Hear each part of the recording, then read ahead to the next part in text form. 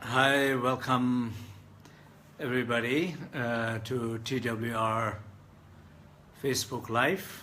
So I hope all of you hear me clear, see me clear.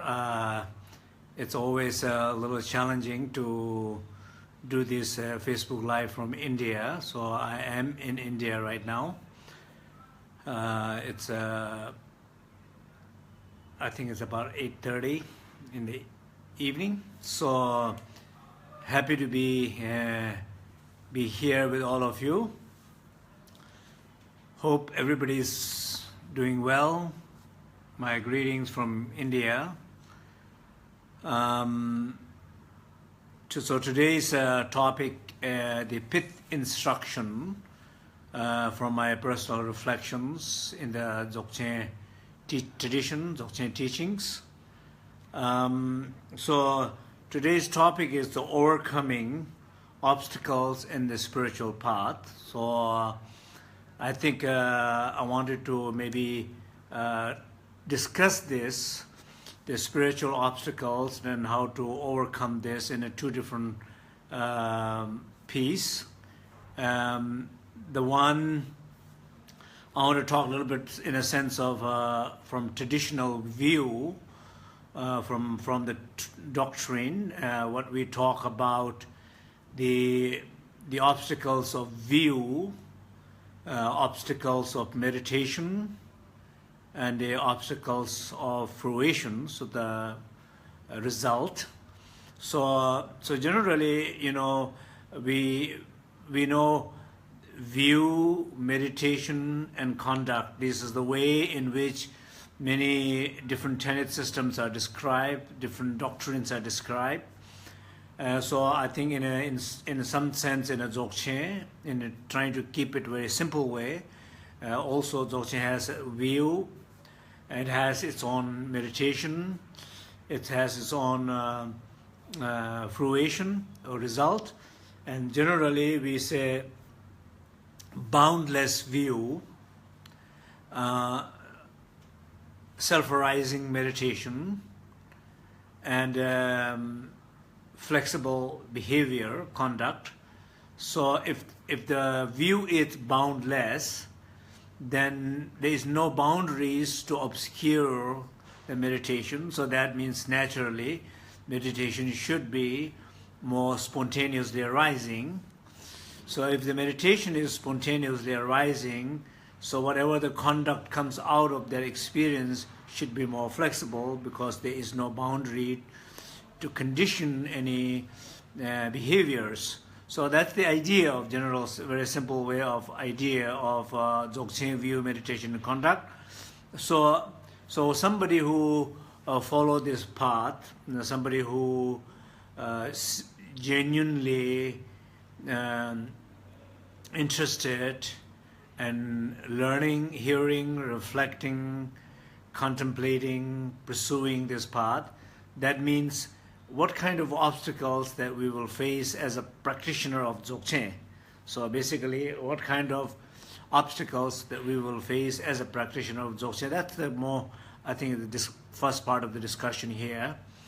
So for example, the view, unlike like in the sutra or in tantric, Dzogchen view is different, and also the approach of understanding, learning is also quite different.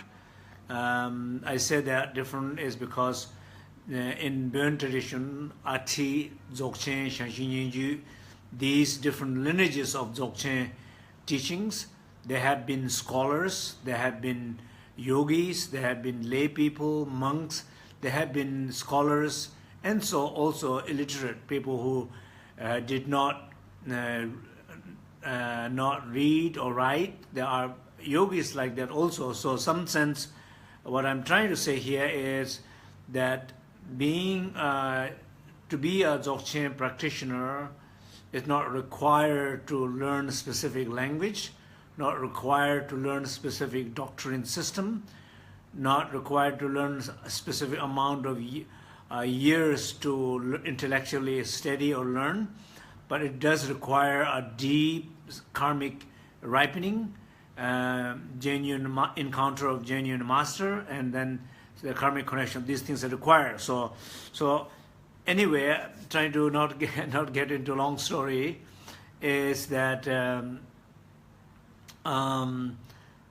what is the obstacles of the view? View in Dzogchen, I think one thing, very obstacle of the view is people who so much intellectual, people who likes to question about everything, doubt about everything, discuss about everything, argue about everything, debate about everything, and probably in the end of all of this and disagree and totally get confused. So these are type of personality, type of mindset.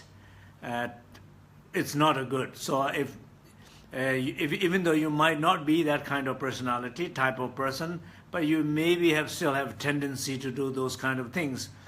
I just give one example. When I was learning at Dzogchen Shangxu Nyenju with my teacher Lopez Sangye Tenzin Rinpoche, and for 3 years we stayed at Shangxu Nyenju. During that time, really he would not encourage us to ask questions. So, and sometimes he was, how you say, not a peaceful master, so he was a wrathful master. So sometimes even you ask questions, he would, you know, the response would not be very, very good. So you also have to be very careful. So basically, what I'm trying to say here is, it's not so much encouraged to ask questions, think a lot, question a lot, doubt a lot. Not. You are really more expected, or you're hopefully not expected, but hopefully you are more ripened to just hear, listen, and be that personality. So once we finished the Dzogchen cycle of teaching, then we were studying some epistemology with him, and then he, after 3 years, he started to teach some epistemology, and then we were asked to discuss and debate with him, and nobody was, you know, wanting to discuss or debate with him, because we are so used to 3 years of listening and reflecting and not asking and doubting and questioning. And it was kind of challenging, shift was difficult. So the basically obstacle of Dzogchen teaching, particularly in the view, it's not think a lot, doubt a lot, question a lot, discuss a lot. And sometimes as a teacher, I know in the West, sometimes people would ask a lot of questions. I, as a teacher, allow a lot of questions. But when people ask the question, I can feel sometimes questions are genuinely, even though I'm always trying to ask people to say, please ask questions directly related to the teaching that I'm teaching. Ask questions more related with your experience, personal reflections, not theoretical, conceptual, like that. But even though still people would sometimes get into telling how much they know, how much they understand, it's like a little bit like a showing off, I guess. So, of course, when you do that, that is an obstacle, and of course somebody got to recognize. If I recognize, that's not helpful, and but what student or someone who's doing that should recognize that is an obstacle when somebody show off and say, or show off and ask questions, show off and reflect, show off and think intellectually. So these are called obstacles of view. It's the process of learning in which you make everything so much theoretical and conceptual. So that is an obstacle of view. The second is the obstacle of meditation. So meditation is that point. It's not so much about talking, listening, or thinking or reflecting. It's more about application of the view, the more about whatever you understood, trying to apply that into meditation. And what is Dzogchen meditation? It's not a conceptual process. It's not even a process. It's not even trying to do anything. It's really a state of being presence and being fully aware of that presence. So I think in some sense there's no conceptual part.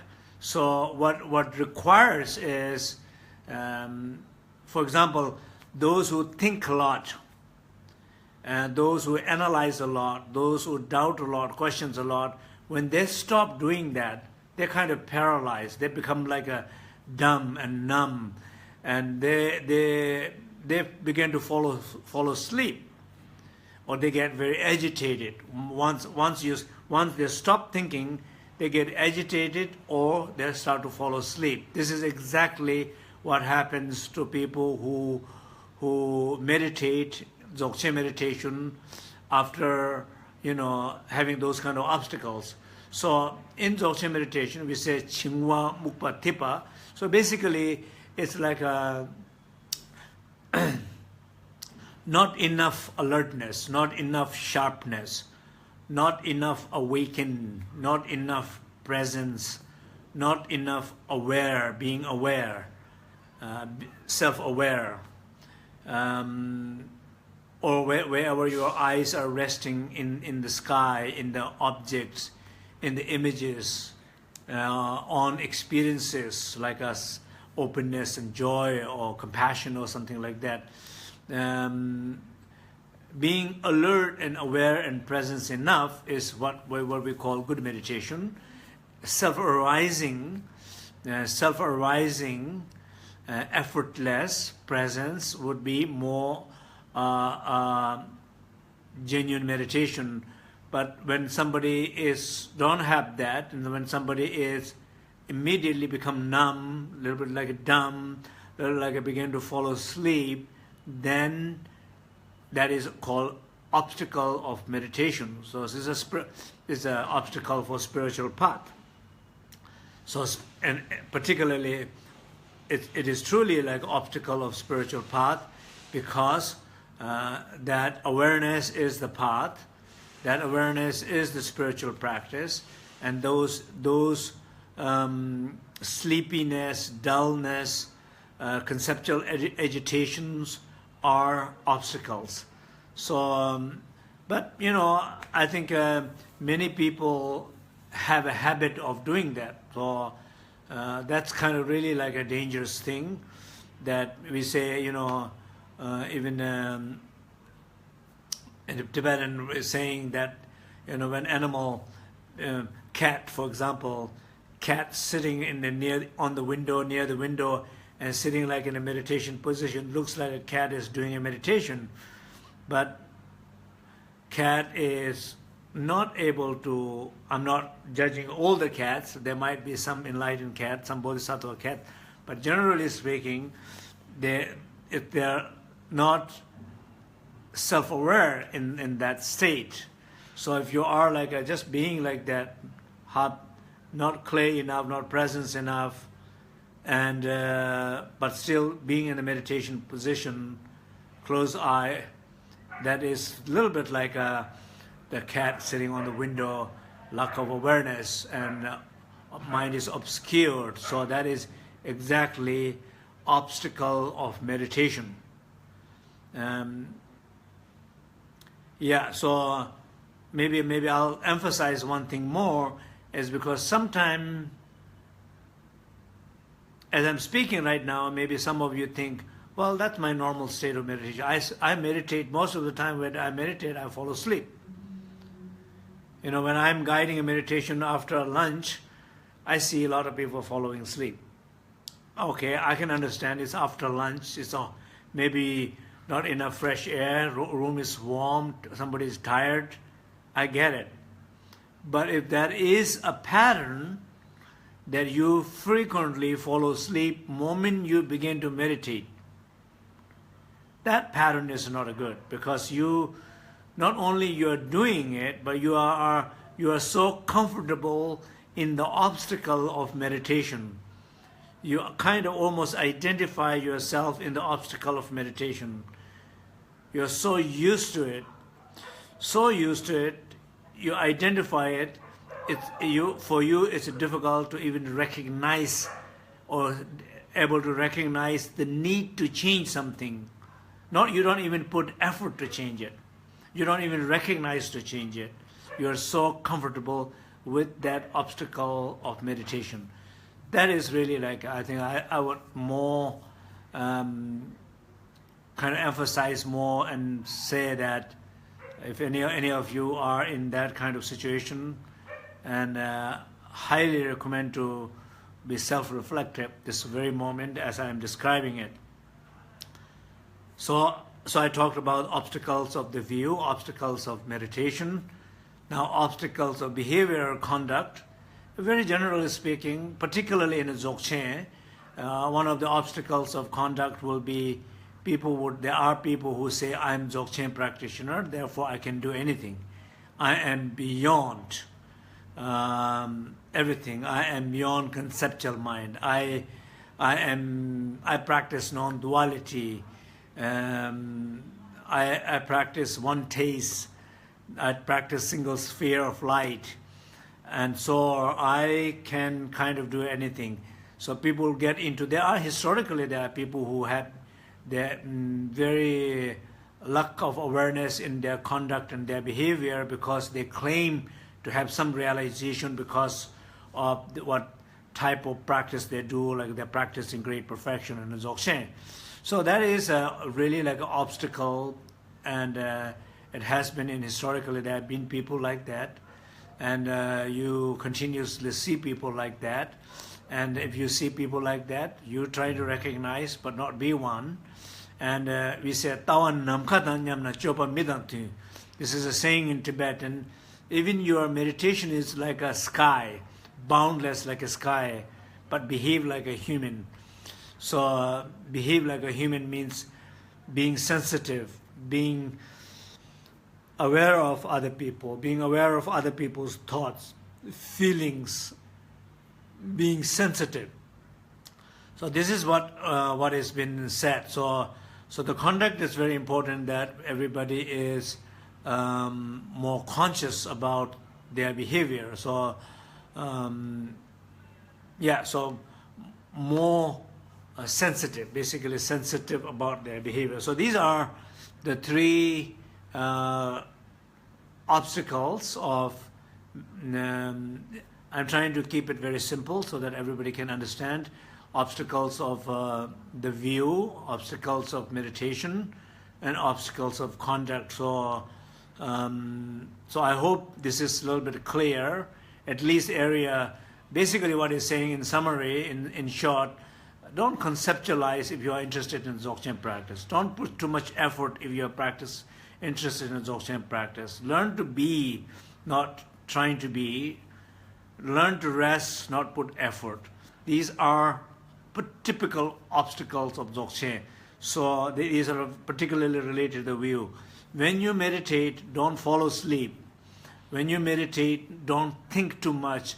If you do think, recognize you are conceptualizing things. You are getting lost into your mind rather than effortlessly state of being. So these are basically simple explanation of what this is saying as obstacles. And the other thing is, maybe the other part I wanted to say a few words is, okay, let's let's meditate a little bit. We can all just for a short meditation, since last few times we have not meditated together. So I think it would be nice to sit a little bit together, okay?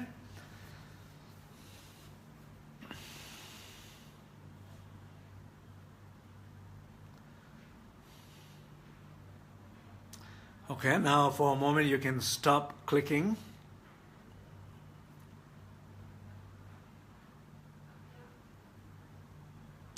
Find a comfortable position.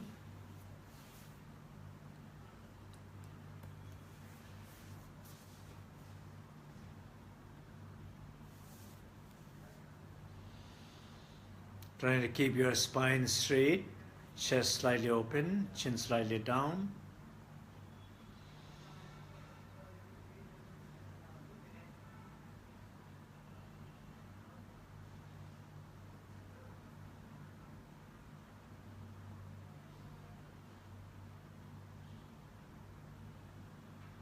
Bring your full attention inward.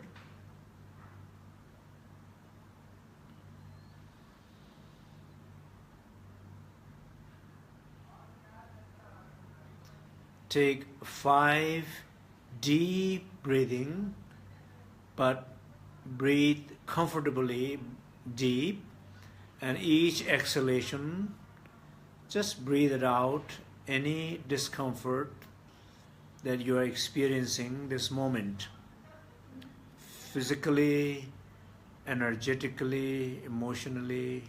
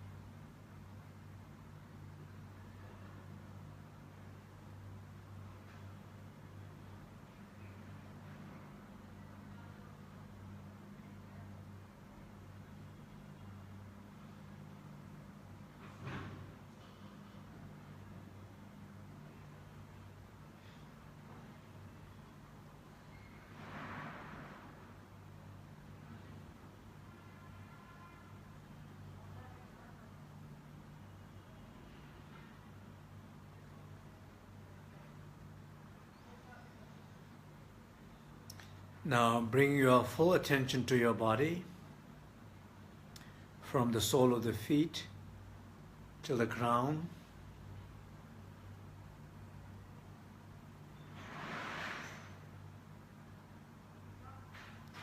Be fully aware, feel, connect,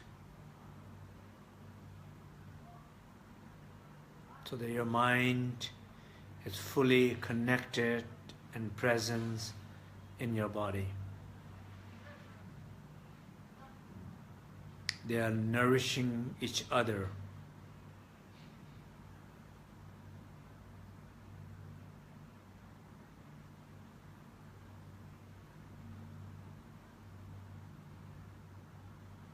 As you are still, be aware of that stillness.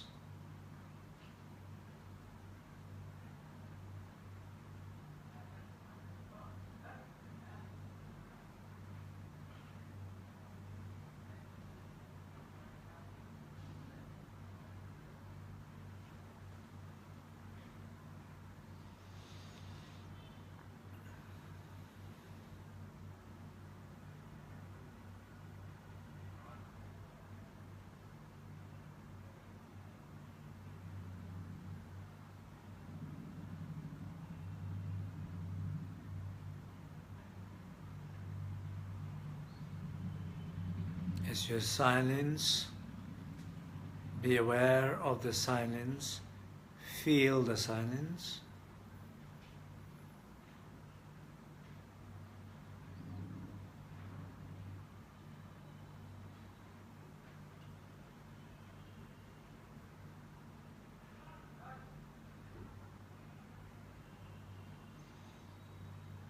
Rest in that silence.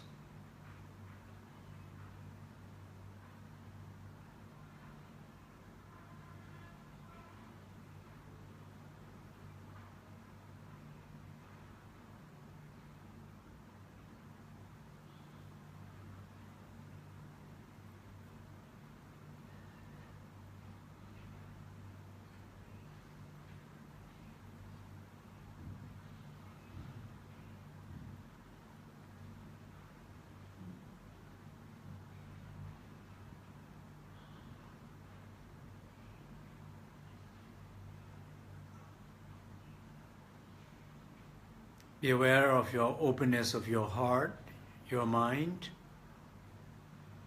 like a crystal clear sky in the desert.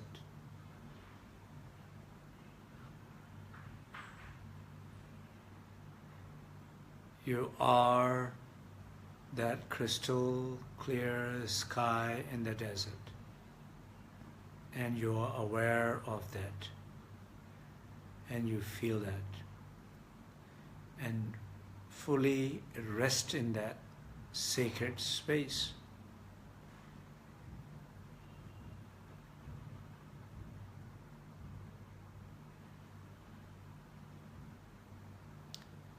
So rest in that sacred space like a child resting in the loving arms of mother.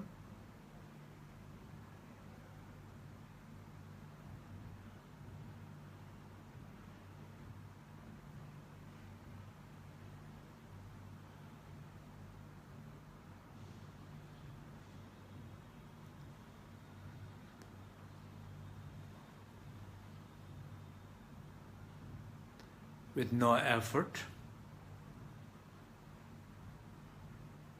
with the trust,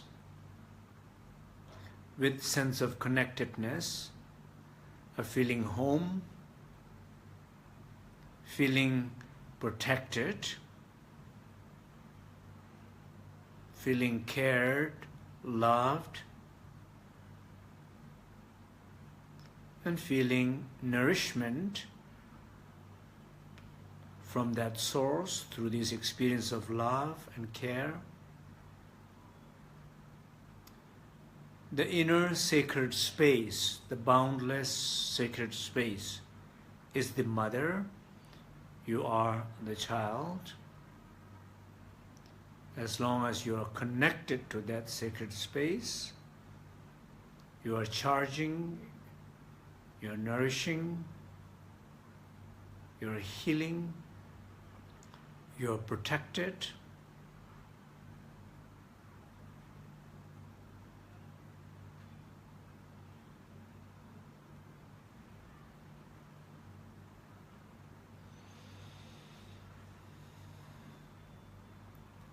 Like a phone, when it's connected to the source, power source, is charging.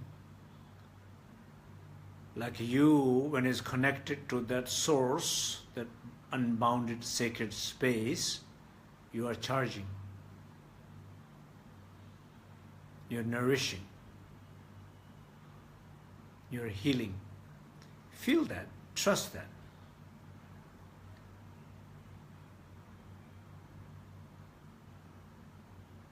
And also feel that the cyber sangha, the cyber community, that we all not necessarily know each other, and not necessarily we have to know each other. We are connected to each other. In this moment,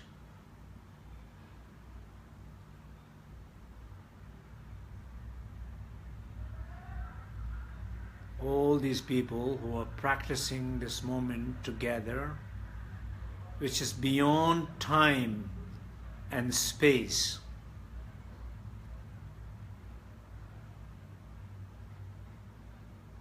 We're all connected.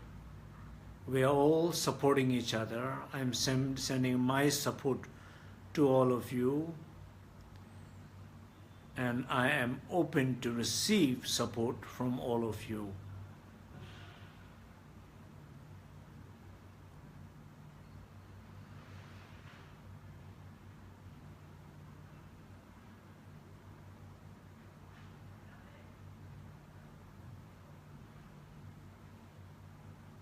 Resting in that boundless space without conceptual mind,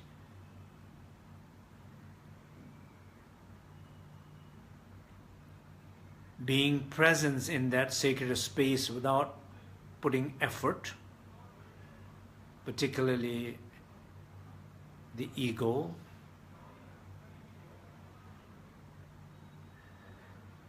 not conceptualizing, grasping any experiences, just being then you do overcome obstacles of view, meditation, and conduct.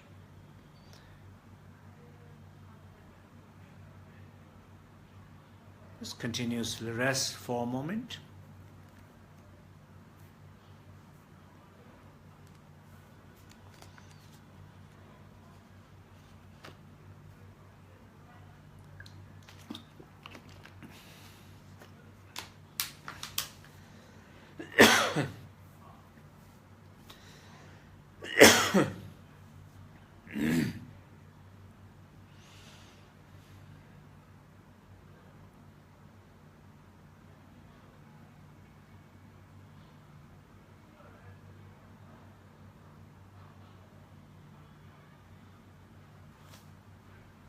Okay. Now you can open your eye.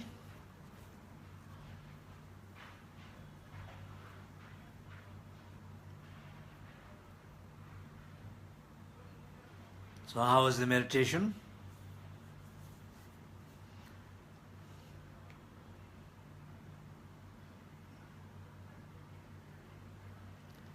So in meditation, so basically the meditation of Dzogchen, there is aspect of boundless space, which is the view.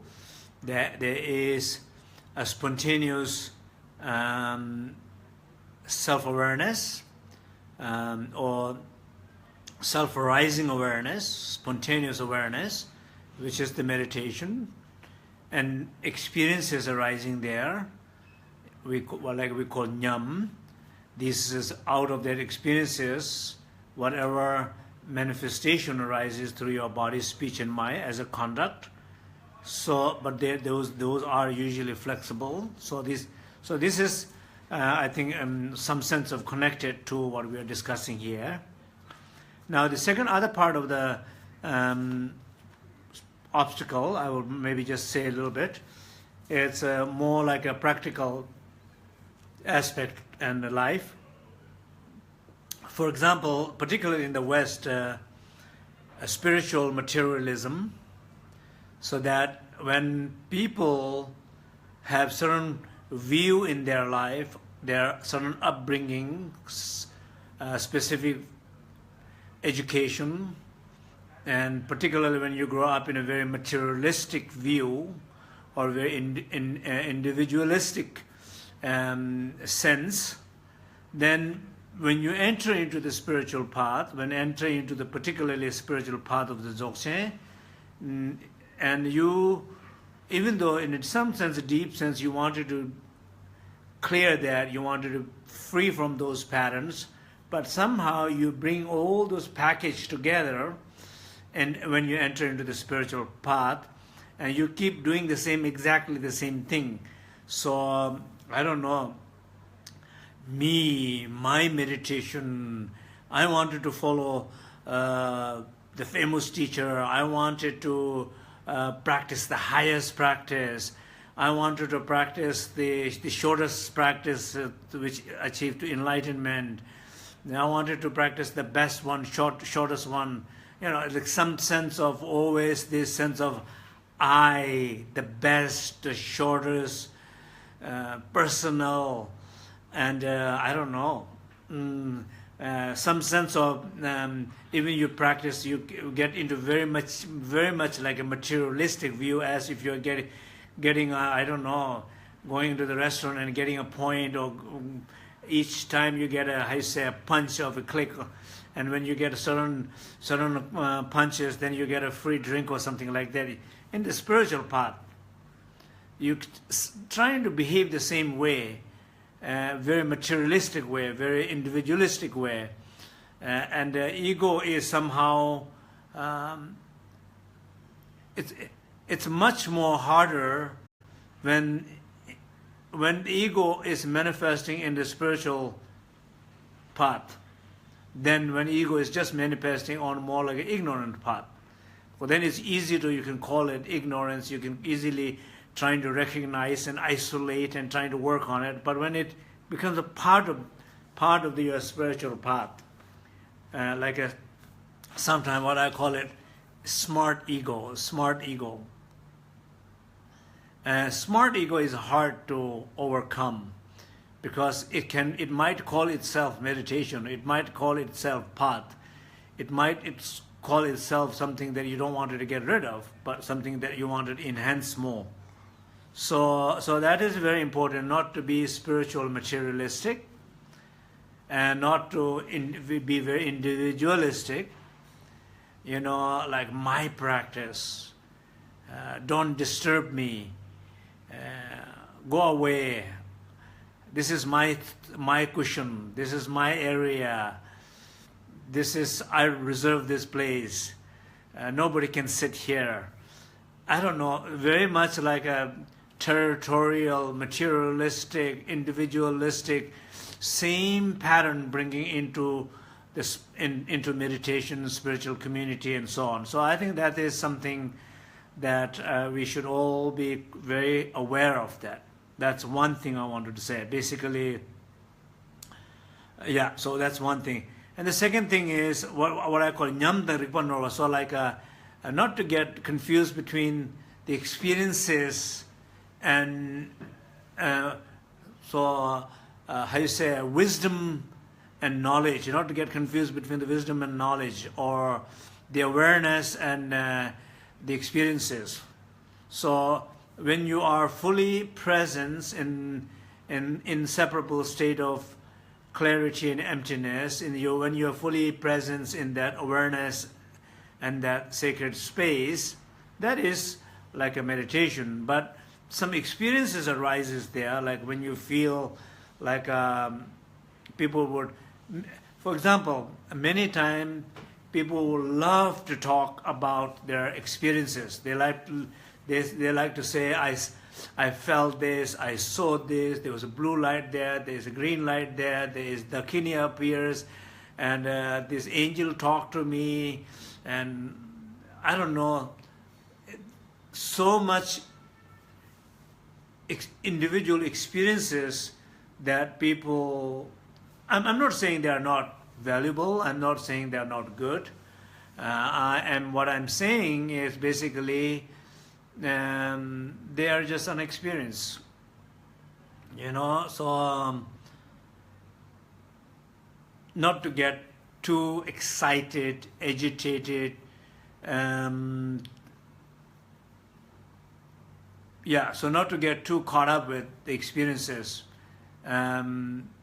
They are just experiences, and you have one time, next time you might not have that, next time you might have something different. But not get too much caught up with the experiences. Then why? Because sometimes people get too much excited or caught up with the experiences, then it interferes the state of being, that it interferes the resting, that it interferes the abiding.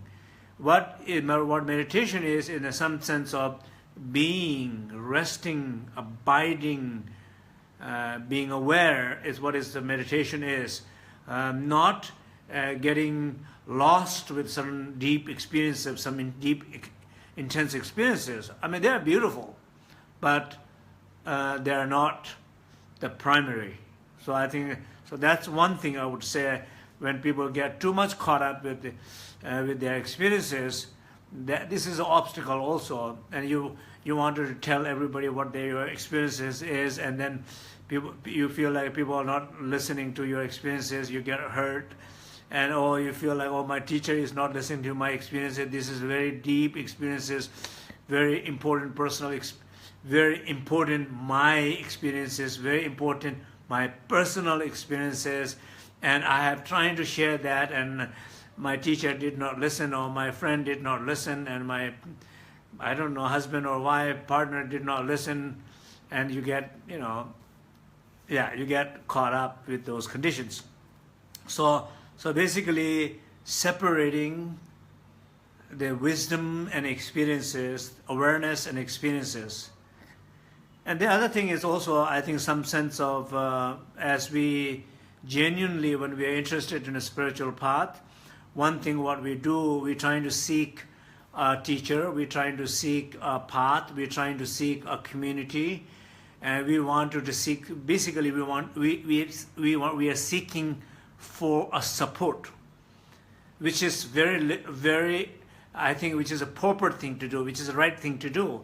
You do need a path, you do need a teacher, you do need a sangha who can support, you do need the right kind of environment.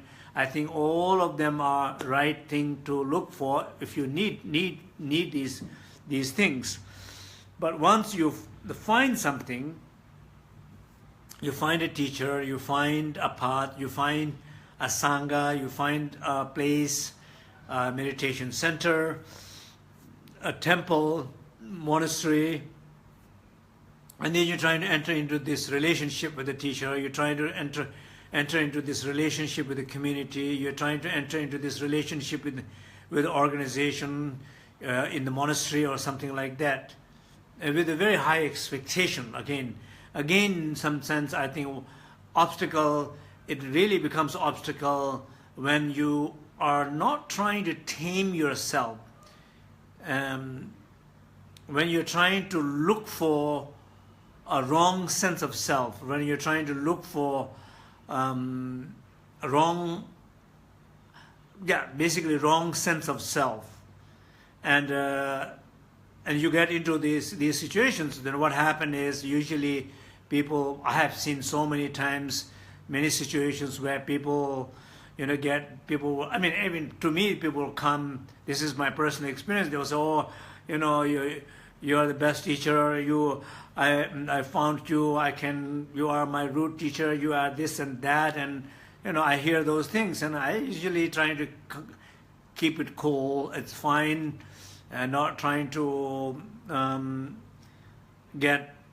say anything particular when people say those things, but then after some time, then they start to have some problems. Their expectations not fulfilled, they get something hurt, and then suddenly they begin to lose some sense of connection to the organization, to the community, to the sangha, to me, to the teaching, and then they start to send the thankas back to me, or to say, okay, you can do this thanka, and I have some pictures that I bought in auctions, and I bought it in a shop here, and now you can take them back, do the, do it auction, or that's even a nice thing to offer back, but the idea of sending it back is somehow disconnected, basically. And so I think sometimes I personally feel very sad and very sorry that I think it's good to keep the relationship very clear. The teacher is a teacher, not a partner, husband, boyfriend, anything like that. Teacher is just a teacher, that your relationship is different, that you're trying to keep more. I have over 40 years of my relationship with my teacher. There were a time I live in the same house and ate in the same place and grow up together. And then so now I get to see once a year, twice a year, and so just some sense of it's my responsibility to work with my relationship, my doubts, my frustrations, my expectations. It's purely my responsibility to do that. And if teacher did not fulfill some of my needs and expectations, and then I have to recognize and work with that, not to immediately blame my teacher and so on, or my sangha or the group or something like that. If I have one problem with one member of the community, I don't have to have problem with all the member of the community. I don't have to have problem with the teaching, or I don't have to have problem with the teacher or something like that. So, or maybe if I do have a problem, if somebody does have a problem with the teacher, then they don't have to have a problem with the tradition or their practice and so on. So somehow able to keep things a little bit more separate, clear, not mix things together. And I think these are, in a very practical life, there are a lot of obstacles like that in a spiritual path, because end of the day, the word spiritual path, in some sense of what really like a following teacher, following tradition, following Sangha, and deep sense, at least in the Burn tradition and the Buddhist tradition, the whole idea is to really like working with self-grasping, the ego. So some sense of always some sense of able to self-reflect. Am I doing it for me? Am I doing it even for me personally? I sometimes ask these questions about Facebook. I say it does take a lot of energy, time. I'm sitting here in Majnugatila. This is the place where some of you might know in India, and trying to find the right place to have internet, putting a lot of effort. But then I ask question to myself, is it really helpful? Am I being helpful here? Is it useful? Is it meaningful? Or maybe the most important question is, am I doing for myself? Am I doing for the ego? And if that's the question that I ask myself. If I feel that sense of, I'm doing for myself, then I have to work with that. Then I have to stop doing it, or then I have to overcome and then do it. Somehow I need to reflect that. So entering into the spiritual path is,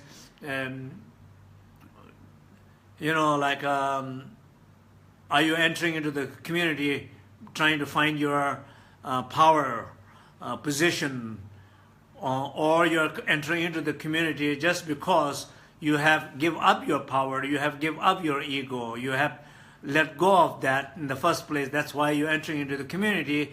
So whatever you're doing there is just purely you're doing as a service, not to feed your ego, or not to do a power struggling and getting all these kind of conflict power struggles and so on. And there are many people who sometimes entering into do those things. So some sense of is always questioning oneself: am I doing for my ego? Am I doing it for my pain?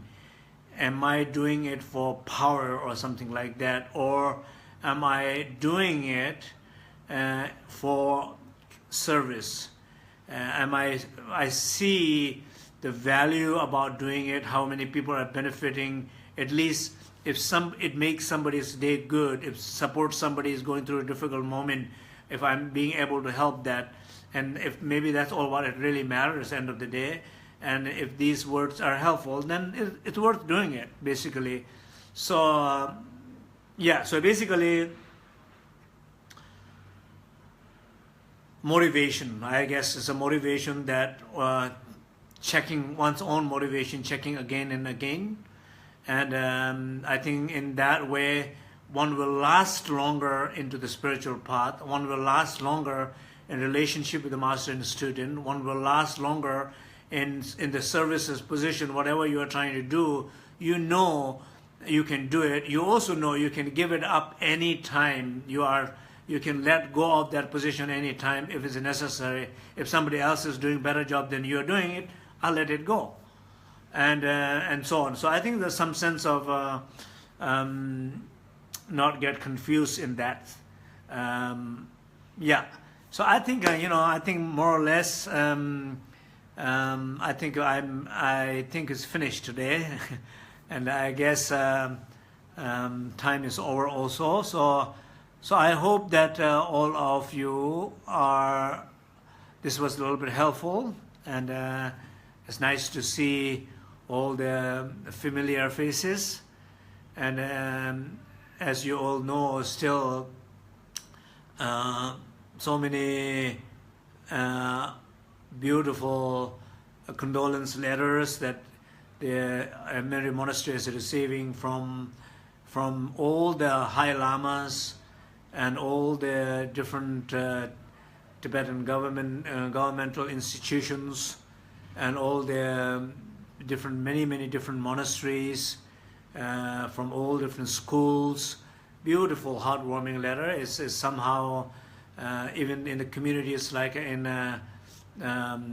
California, the Tibetan community in Northern California, gathering together for prayer. I know New York, New Jersey, in Charlottesville, in many people, in many places in Europe, people are getting together and praying for His Holiness, and I appreciate that very much, and I appreciate very much all of you who have been reciting the prayers, long line mantras, and reciting his invocation, 4-line invocations.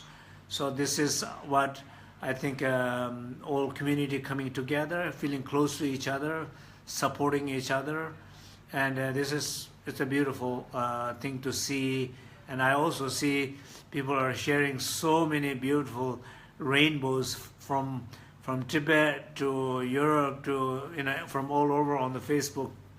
So these are beautiful rainbows. This is where coming out of our devotions, our connections. So thank you very much. So now as I'm traveling a little bit, I think for the next Pith instruction, probably very likely it will be on Thursday, not on Wednesday. So, but please watch on the Facebook. We will make sure give specific time and date so that everybody knows exactly when we will do the Pith instruction. Thank you so much. Thank you.